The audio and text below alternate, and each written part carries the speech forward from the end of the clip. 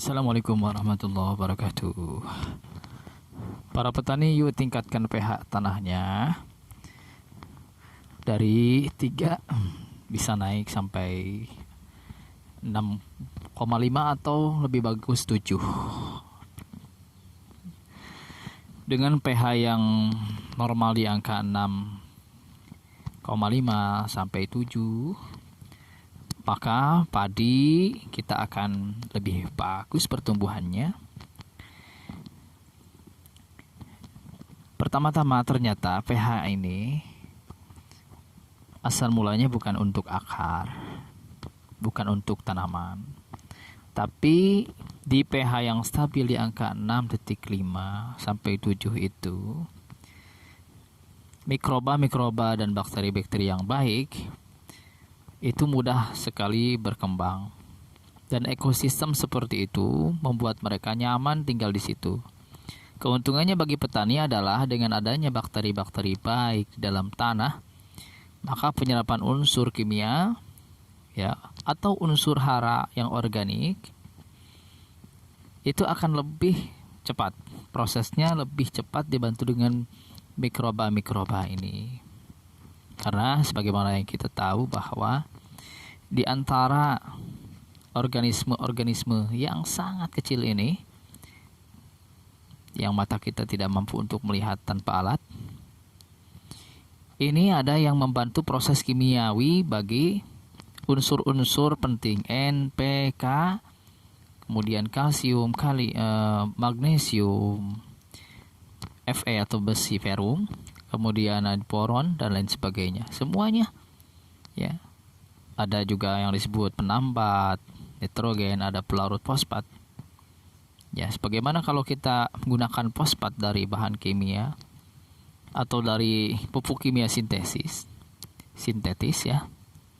Biasanya kan fosfatnya terlampau keras.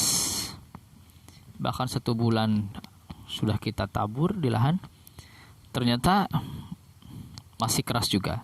Nah, dengan bantuan mikroba, dengan bantuan organisme ini, itu fosfatnya akan cepat larut. Nah, dengan demikian, ayo cek pH. Ya, kita sudah cek pH di blok ini. Ada di angka 3, ya paling banter 4, itu pun jarang. Untungnya beberapa petani sekarang sudah begitu paham bahwa kembali ke penggunaan unsur-unsur organik, bahan-bahan organik seperti jerami ya, yang dikomposkan kemudian ditambahkan dengan pupuk kandang yang difermentasi, ternyata itu menjaga struktur tanah, menjaga kesehatan tanah dan seluruh ekosistem yang ada di dalam tanah itu. Dan lebih lagi bisa juga menjaga pH-nya. Nah, akhir-akhir ini kan petani itu ingin enak saja, tidak mau ribet. Ya pH katanya gitu. Saya bertani nggak pakai pH-an, nggak pernah mengukur, bagus-bagus aja, tetap bisa panen. Iya Pak, ya. Tanpa Anda mengatur pH-nya, tanpa Anda menjaga pH-nya stabil, hasil panen Anda begitu bagusnya, apalagi kalau pH-nya bagus karena mikrobanya membantu ya. Nah, ini soal pH jangan dianggap sepele ya. Kemudian selain itu juga ada pengukuran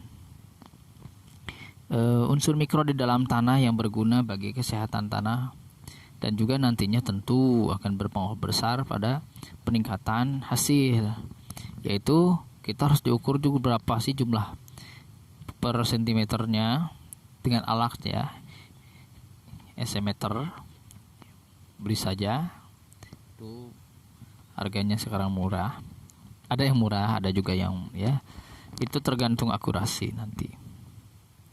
Namun setidak-tidaknya kalau kita mau ukur padi yang bagus itu pasti meternya tinggi, berada di kisaran 1200 lebih. Tapi kalau padinya rendah, meskipun jor-joran pupuknya, pasti hasilnya ya tidak akan sememuaskan yang EC-nya tinggi. Nah, caranya ya kita harus menggunakan media yang bagus. Maka bertani itu kan mengolah lahan, mengolah tanah. Mengolah tanah yaitu ditanami, ya tanahnya dulu dong diolah. Nah, itu ya. Terima kasih, ini hanya sekedar sharing-sharing saja ya, sambil kita ya istirahat sejenak. Oke, terima kasih. Assalamualaikum warahmatullahi wabarakatuh.